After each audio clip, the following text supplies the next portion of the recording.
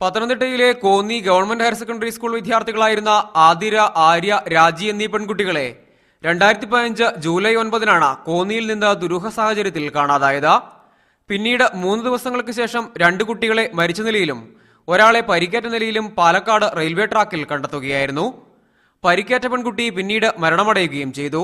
വിദ്യാർത്ഥിനികളുടെ മരണം ആത്മഹത്യയാണെന്ന അന്തിമ റിപ്പോർട്ടാണ് പോലീസ് ഹൈക്കോടതിയിൽ സമർപ്പിച്ചിരുന്നത്.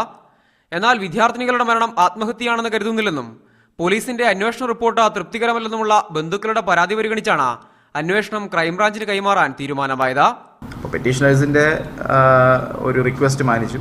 അതോടൊപ്പം തന്നെ ഒരു ലോ ആൻഡ് ഓർഡർ ഓഫീസറിന് ഒരു ശബരിമല സീസണിൽ ആ ഒരു സാഹചര്യത്തിൽ കണ്ടിന്യൂസ് ആയിട്ട് ഈ കേസിന്റെ പുറകെ നിൽക്കാനുള്ള ഒരു പ്രോബ്ലംസും കൂടി മാനിച്ചിട്ടാണ് അത് ക്രൈംബ്രാഞ്ചിലെ ഏറ്റവും നല്ല ഉദ്യോഗസ്ഥരെ കൊണ്ട് അന്വേഷിപ്പിക്കണമെന്ന റിപ്പോർട്ട് സ്റ്റേറ്റ് പോലീസ് ചീഫിന് എൻ്റെ ഓഫീസിൽ അയച്ചിട്ടുണ്ടായിരുന്നു. അപ്പോൾ അദ്ദേഹം പരിഗണിക്കുകയും അത് ക്രൈംബ്രാഞ്ചിനെ കൊണ്ട് അന്വേഷിപ്പിക്കാനായിട്ടുള്ള ഓർഡർ ഇടുകയും ചെയ്തിട്ടുണ്ട്. സ്വന്തമായി മൊബൈൽ ഫോണുകളില്ലാതിരുന്ന പെൺകുട്ടികളുടെ കയ്യിൽ അവ എങ്ങനെയെത്തി? സിം കാർഡ് ആരുടെ പേരിലാണ്?